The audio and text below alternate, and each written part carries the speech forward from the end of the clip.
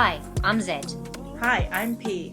Welcome to the Not Your Typical Sister podcast. We're two brown girls trying to open the conversation and share our experiences on taboo subjects. We're not experts or doctors, so we recommend speaking to a professional if you need help or advice. So grab a cuppa, sit back and enjoy the podcast.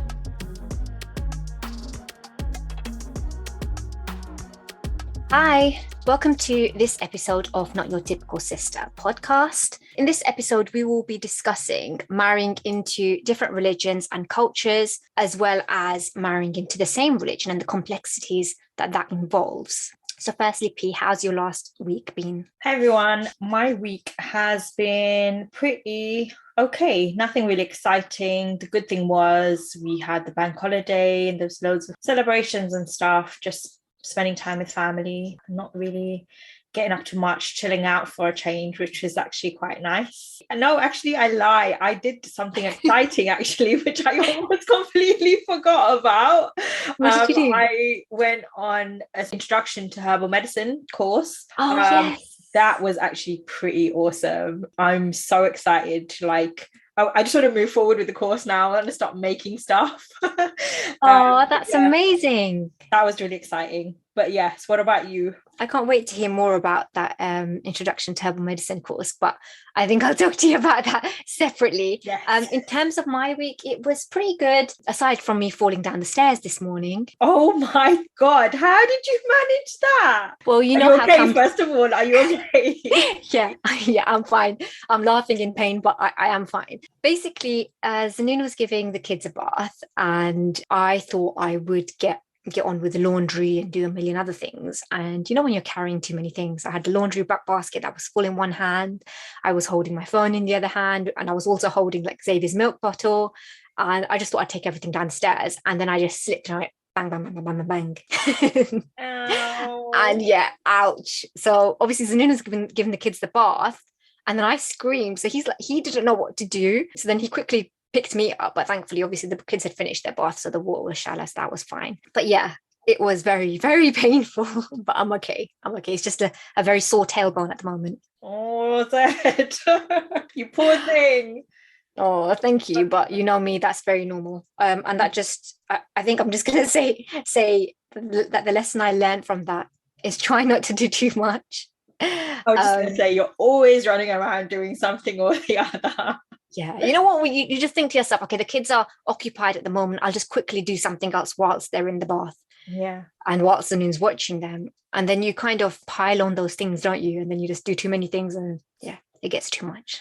No, I'm glad you're okay though. Thank you. I appreciate that. Let's move on with this episode. So yeah, Pete, do you want to explain about firstly marrying into different religions and your journey? Yeah, so this is a topic that is really close to my heart because I've seen so many of my friends and some family members too actually face issues. And I say issues in inverted commas because is it really an issue when they want to get married to someone, but that person's not necessarily from the same race, religion, or culture as the other? But not only has this affected people around me, but this is also something that I've been through myself. So I'll just give a brief explanation about it. So I obviously am from South Africa and I grew up in a predominantly Indian household where my family practiced Hinduism. As for myself, I wouldn't say I was particularly religious growing up. But I think my parents were kind of open about this. I always strongly believed in God, but I wasn't so keen on practicing a religion as such, if that makes sense. I remember my mum always used to speak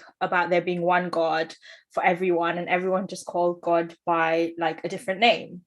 And my mum and I also used to have open conversations about me being able to date or marry anyone, regardless of their race, religion, ethnicity, culture, etc., as long as they were a good person, essentially. And because my mum was so open about this, I think when I heard that other people were facing issues, I was kind of taken aback because it didn't occur to me that other parents won't necessarily think the same way that my mum did.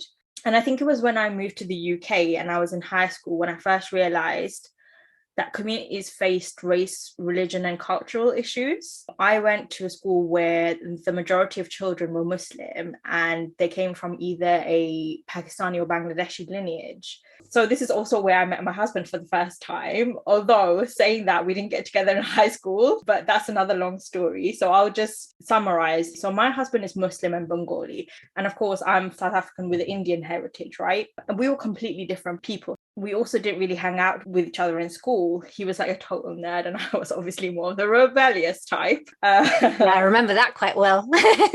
I know. So after high school and everything, we went our separate ways and we didn't talk for a long time, and many years went past, but we kind of shared mutual friends.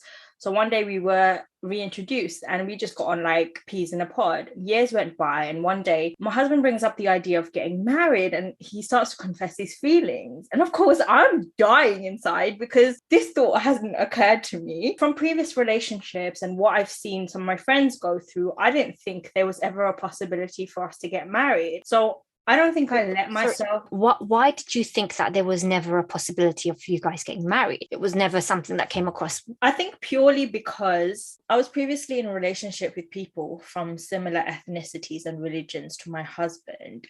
And these never really worked out because ultimately I was not a Muslim. And also I was not from the same ethnic background as the guys I dated. But also I've seen my friends go through similar situations where their families went completely nuts if they would even bring up the topic of marrying someone from a different race. And I also think that I was trying to protect myself too, because I had been in this situation before and I didn't want to make the same mistake again. From hearing all of this stuff, I just didn't think that it was possible for us. So I didn't let myself go down the avenue and like start to catch feelings for someone who I never thought was an option, if that made sense. Yeah, that does make sense because obviously you don't want to really put yourself out there and then just be disappointed. I guess you didn't even really think of it, to be honest, rather than keeping your feelings aside. You just didn't, it didn't occur to you, I guess, in that sense. Yeah, but he managed to talk me into it somehow. And I remember talking to you guys about it after our conversation, right?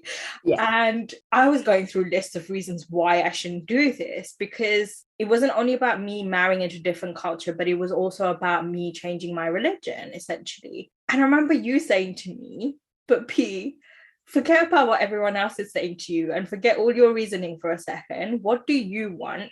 And how do you feel, right? And then I thought to myself, what am I doing? Why am I fighting this so hard? This decision shouldn't be this difficult. Like, we were literally perfect for each other. I know everyone says that, right? But still. But I had fallen into the trap and I let all of like the social stigmas and stories that I'd heard, how you cannot marry someone from different religions or race, because how will you bring up your kids? How are your in-laws going to treat you? What will people say? We don't marry people from this religion, from that culture. Don't you know how they are? Like, they in inverted commas. How dare you change your religion, and so on. That must have been so hard and so difficult to, like, I guess, overcome all of that and to think, hold on, maybe I can actually do this. Because when so many people and so many, I guess you've just been brought up knowing, not from obviously your mum's mindset's different, but obviously your friends' mindsets or the people that you know, the people that you surround yourself with, if their mindsets are in that similar sort of struggle, it's really difficult to sort of break out of that and just think to yourself, hold on, it might actually work. Yeah, no, definitely. And like for me, I just feel like there's so many worse things in the world than two people asking for blessings because they genuinely want to do the right thing and get married. But it was really an absolute journey for everyone, I would say, from the point of us wanting to be together to where we are now. Even from my side of the family, like for me, all that mattered was that my parents were okay with it and that they gave me their blessing, because that essentially for me was the most important thing. What others thought, of course I wanted everyone's blessings, but sometimes you can't win everyone's heart, you know what I mean? And you kind of have to just let it go. From my husband's perspective, though, like he faced a lot of difficult discussions and austerity. Some parts of his family were okay with the decision, like for example his mum and his siblings, who essentially just wanted him to be happy, but the majority were not okay with it. And because he grew up in such a tight family unit, so it wasn't just his parents, it was also his uncles, his aunts, his cousins. They all sort of lived in the same house or quite close to each other. Everyone was involved in this decision. So it wasn't him just fighting his parents. Essentially, he was fighting the whole family to be able to marry outside of his race and outside of his religion. That made sense. But he wasn't marrying outside of his religion because I was going to become a Muslim at that point. Yeah. But I think sometimes for people, and I've seen this from experience, sometimes people find it difficult to, I think accept would be the right word, to accept someone who's converted or reverted, however you want to put it, to Islam, because it's just one of those things where if you're not born it, it's like as if you can't be it. And that's a really, really sad, it's a really sad sort of situation, because if you're born into a certain religion, then more often than not you'll continue with that. But if you choose to be a certain religion, then you put that extra research in, you do that extra work to try and find out more about it, and then often you end up knowing more than someone who was born into that religion. Yeah, definitely. I completely understand that religion for some people is a massive part of their decision to marry. But my husband and I had already talked in detail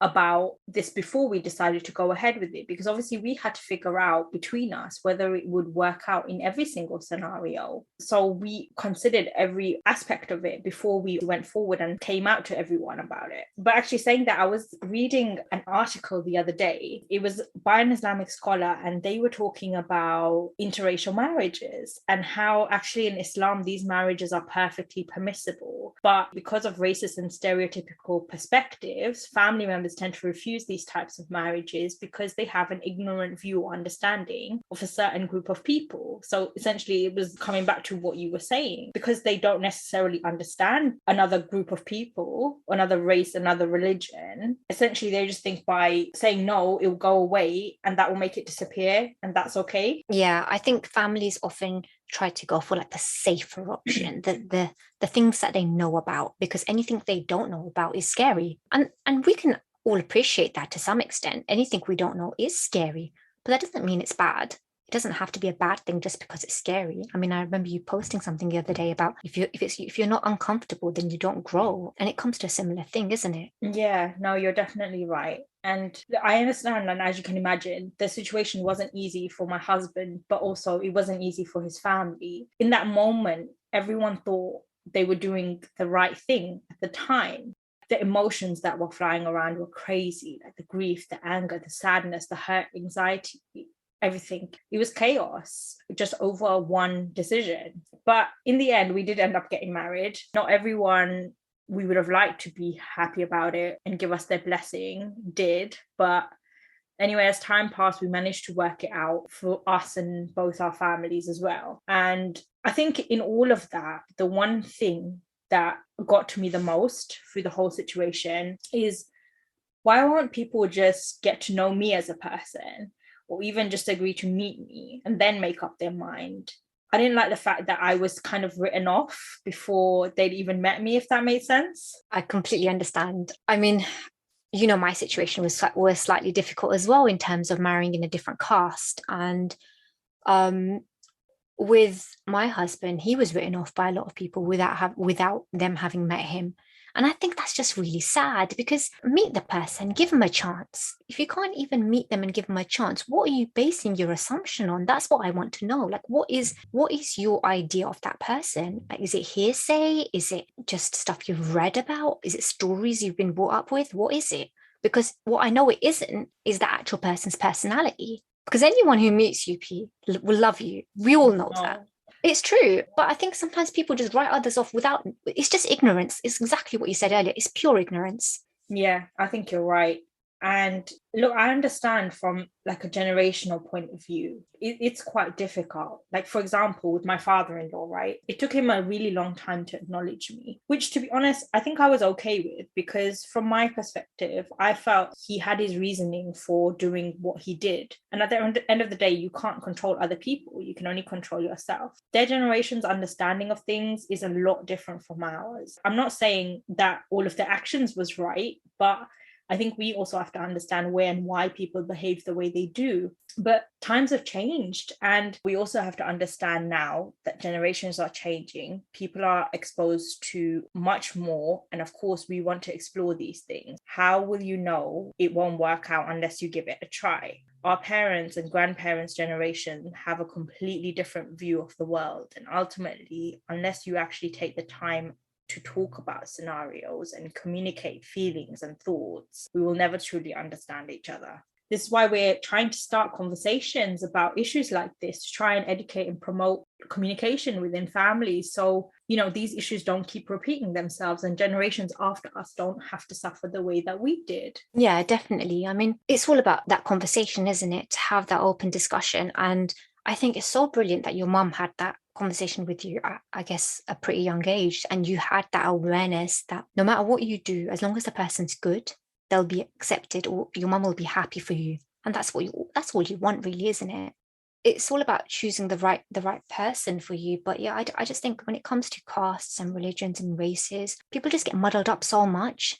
And like you said, times have changed. We shouldn't be focusing on stereotypes and prejudices. We should just think with an open mind. Yeah, you're right. You have to. I think one of the biggest lessons that I learned through the whole journey is that time is a healer as well. You can't force people to do what you'd like them to do, but you can give them time to think and reflect. And eventually, maybe they will understand from your perspective. And likewise, maybe you'll understand theirs. And essentially, at the end of the day, maybe there can be some kind of compromise that works for both parties involved. Yeah, that's true.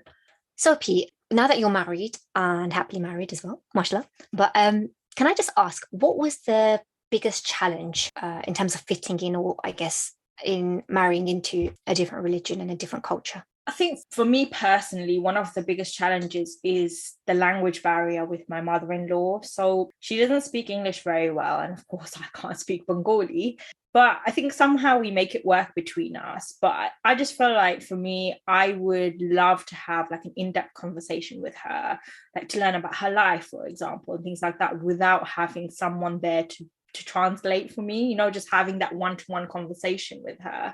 That was one of the hardest things. But I think transitioning into the family and things like that, it wasn't so difficult. I think everyone was so understanding with me, and they knew that I didn't know their culture as well. So they were really patient with me, and they explained things to me a lot, which I'm really grateful for. And likewise with my husband and my family. But yeah, maybe one day I'll be able to speak Bengali fluently. Or my mother-in-law will be able to speak English fluently. Yeah, never know. It could be, but it's so lovely that they were so patient and welcoming to you as well.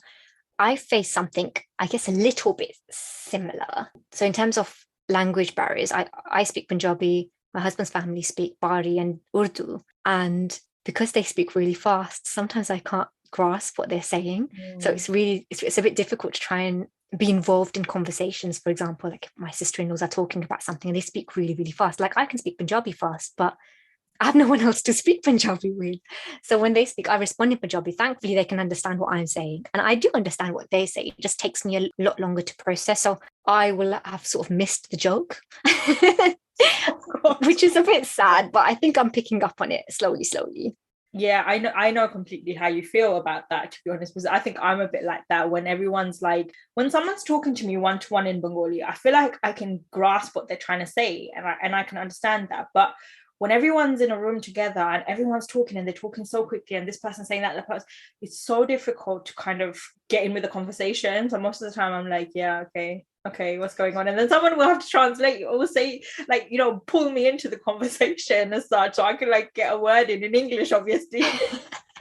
But yeah, quite funny. Oh, that's sweet as well at the same time. So another question I have for you, do you think by having a diverse range of friends, do you think that helped you, or was that some sort of benefit in terms of marrying into a different religion or culture, or do you think that had an effect on it? I definitely do.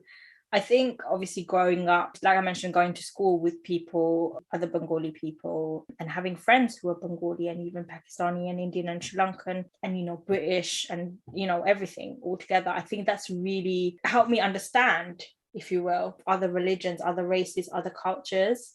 But also growing up in South Africa, it's slightly different from here. As in South Africa, everyone celebrates everything. So we would celebrate Eid with my family. We would do Christmas, Diwali, Easter, you name it. We would celebrate it. So it wasn't something that was foreign to me, if that made sense. But I definitely think having friends who were from other cultures and other races kind of shaped me as a person. I think expanding your friend circle is really important because it teaches you lessons and gives you experiences that maybe you wouldn't have had if you hung around with people who are from the same culture or the same religion or the same race as you. Yeah, that makes entire sense. That does.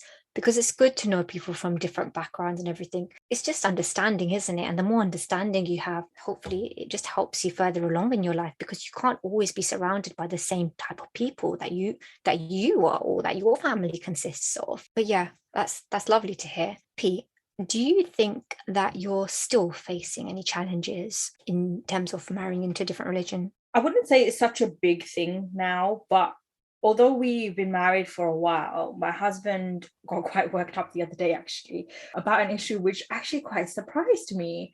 So my sister-in-law, so his brother's wife and his sister had been invited to a relative's house who I know obviously and have met several times. So they got invited round for tea. And considering he doesn't like to visit anyone's house, right? He got quite angry about this. And I'm thinking, why is he so upset about this? And then I realized it was because I wasn't invited and they'd completely left me out of the scenario. So I completely understand why he got upset about that. And I think he feels it's been so many years now, people just need to get over it. And so I was trying to explain to him that I feel like people are intimidated by me. They don't know how to react to me, if that makes sense.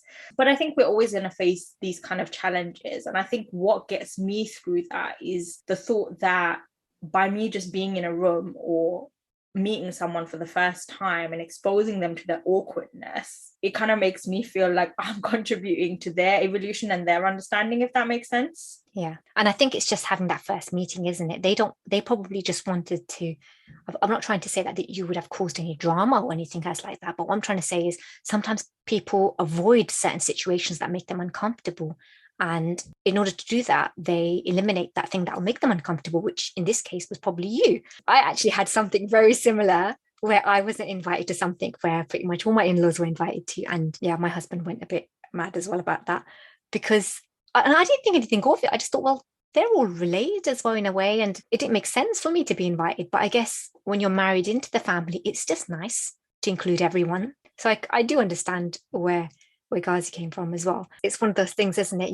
You want to help them grow and they're not really giving you that opportunity. Yeah, it's not that I want to be invited to everything anyway, because like it would have been awkward for me as well. Do you know what I mean? Because I obviously feel out of place. I don't know what I'm supposed to be doing. I don't know what the social cues and stuff like that are. So in a way, it helps me learn as well what I should and shouldn't be doing in certain situations. But yeah, I thought it was quite funny that he got upset. But I think as well, it comes down with this person probably, it also comes down to the fact that if I had turned up to their house, what would people say? If someone saw me, what would the rest of the family think? Yeah, what would people say? Yeah, that's the story of our lives. That's what it comes down to. And the same thing with marrying outside of your race, your culture, your religion. What are other people going to think about it? And that's essentially what it is, as well as obviously the ignorance. Yeah, it's more about the talking, that no one wants to be the talk of the town. And it's silly, isn't it? There's always something to talk about, someone to talk about. So does it really matter? That's a slow and steady journey that we're trying to improve, aren't we? Yeah, definitely. So I had another point about challenges. I was having a conversation with friends of mine who essentially are from the same religion, but have different ethnic backgrounds and have been married now for many years. They had an absolute struggle in their journey to get married to one another, as in it took the girl's family years of constant battles to finally agree to them getting married to each other. So we were talking about what this time was like for them. And so I asked what they felt the hardest part of fitting into each other's family was. And one of the points that came up was overcompensation for initially not being accepted. Because it took the girl's family so long to accept the guy, I think he felt like he had to put in so much more effort with every relationship he built in the family.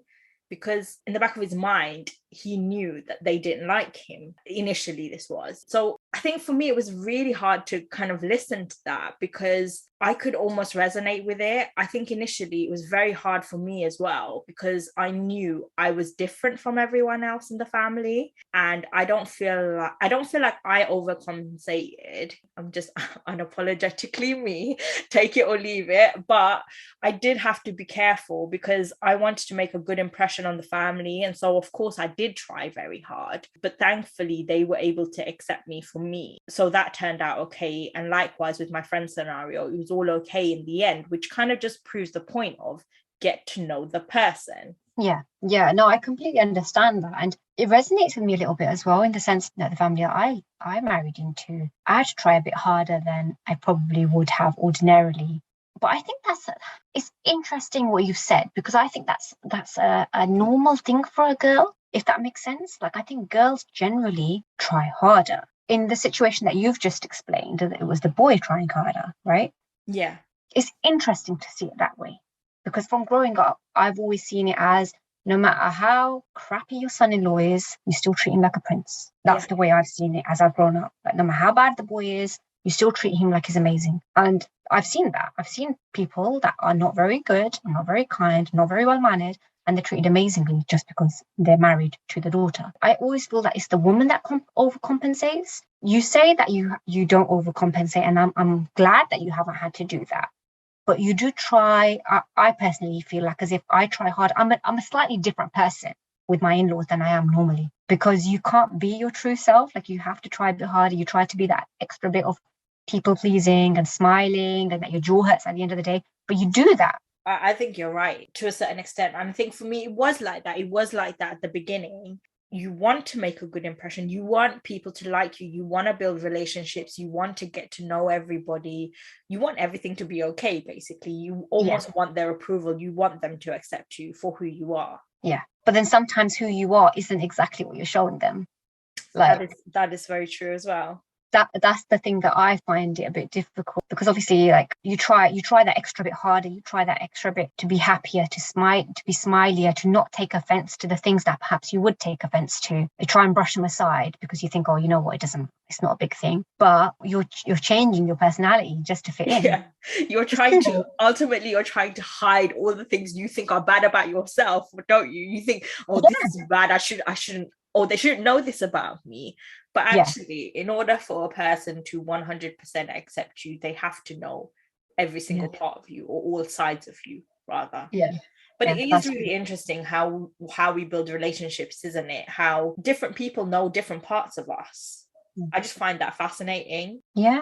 It's true, because they're different parts of your life, aren't they, really, if you think about it? The way you are with your mum, that unfiltered person that you are, no one will see that side of you. Or the way you are with your siblings. I'll be honest, personal experience, I don't think anyone's seen me as angry and as, the worst of me, I think, is probably only seen by my siblings, my husband, and my parents. Yeah, that is so true. It's always the people that you're closest with, I suppose. Yeah. So I think what's really interesting about what you just said about your friend's situation is how long it took for the girl's family to accept him. It's a really important point that it was the girl's side that took this long. So if the situation was reversed and it was the other way around, would the boy's side have taken as long to accept the girl? See, I don't know, because especially in South Asian culture, I don't know if it's the same in other cultures as well, but it's like the point you mentioned earlier.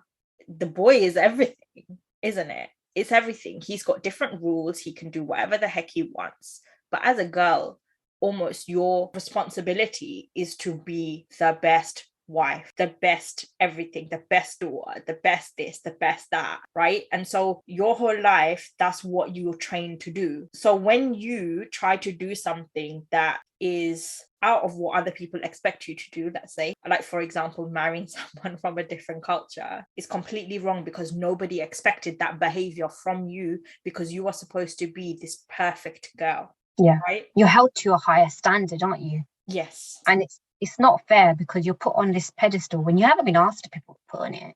You're just forced on this pedestal, and you're expected to behave in a certain way. And if you behave how you actually are, it's a shock to everyone's system, because that doesn't match up with their expectation. but their expectation wasn't your personality. So it's just like, it's a mismatch, isn't it? It's a lack of understanding there as well. But I genuinely think that girls' families do take longer to come round. Yeah, I think it's really hard, isn't it, to understand, because I guess from your parents' perspective, they're giving their daughter away. You're giving your daughter away, and this whole idea that your daughter's not a strong woman, she's not independent, you know, she's so precious. But actually, hello, we are strong, independent women. That is how society is going nowadays. We are not fragile like we used to be. Things are changing. So mentality and mindset needs to change as well. I don't think we were ever fragile, like what the previous generation, they just underestimated us. It's only recently that women have said, you know what, hold on a second, stop underestimating us. Exactly. We're stronger than you give us credit for.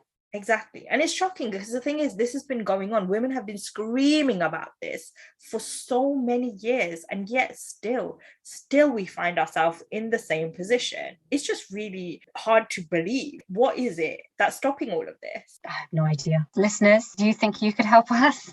Help lighten us and tell us? Solve the conundrum.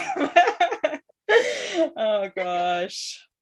So what advice would you give to someone who is potentially considering marrying an individual from a different caste or different religion, different race, different culture? I think first and foremost, before you do anything, obviously make sure they are the right person for you. Make sure there aren't any red flags in the relationship and you feel comfortable with them before you start talking about issues like this. The reason I say that is because it can be really, really stressful and really taxing on the relationship as well when you try to speak to your family about things like this and they are not in favor of what you are trying to do. You want someone who's going to be there to support you through that, and someone who's on the same level as you and who has a similar understanding that's going to be able to see it through to the end, essentially. I don't feel like families should be putting so much pressure on one individual person, but at the same time, I don't think it's impossible. I think it's just about trying to educate the family members in a diplomatic way, if that makes sense. Like, don't be rude to them and things like that. Try to not let the situation escalate. I know it's really difficult sometimes, but I think using your understanding and trying to explain things and try to have an open conversation with them, I think that's where you start, really. Okay, that's really good advice. What would you say? So I would say, obviously, is exactly what you said in terms of having that open conversation. I think mine is gonna be a little bit more negative though. And just try to be prepared to lose people that you didn't think you would. Because you will inevitably, if it's a big thing in your family, if there's not that same sort of understanding, and if it's a big thing about marrying into a different culture or different caste, when you think you will inevitably lose someone. At the same time, you'll be surprised about the reactions of other people in your family that might support you. So don't think too much about one person, if that makes sense. Try and think openly, try and be honest, and try and think from their perspective as well. But at the end of the day, you have to do what's right for you as well. I just think it's really important to stay true to yourself. And marriage is hard. No matter which way it is, it's hard. It's a lot of work. So just be sure that what you're doing is the right decision. Yeah, definitely. I think that's really great advice, to be honest. So thank you for listening to this episode of Not Your Typical Sister. We really hope you enjoyed our conversation, and we would love to hear your thoughts and your feedback. Have you married into a different culture, different caste, different race, or do you know someone who has? We'd love to hear your experiences and your thoughts. Yes, definitely. Also, have you married into the same culture? Have you faced any issues doing that? Did you marry into a different caste? That's also a major topic. We'd love to hear your stories about all of these. Speak to you next time. Bye. Thank you for listening to this episode of Not Your Typical Sister. We would love to hear your thoughts and comments. You can leave us comments and reviews on whichever streaming service you are listening through. Don't forget to join our tribe on Instagram and Facebook at Not Your Typical Sister. Speak to you next time.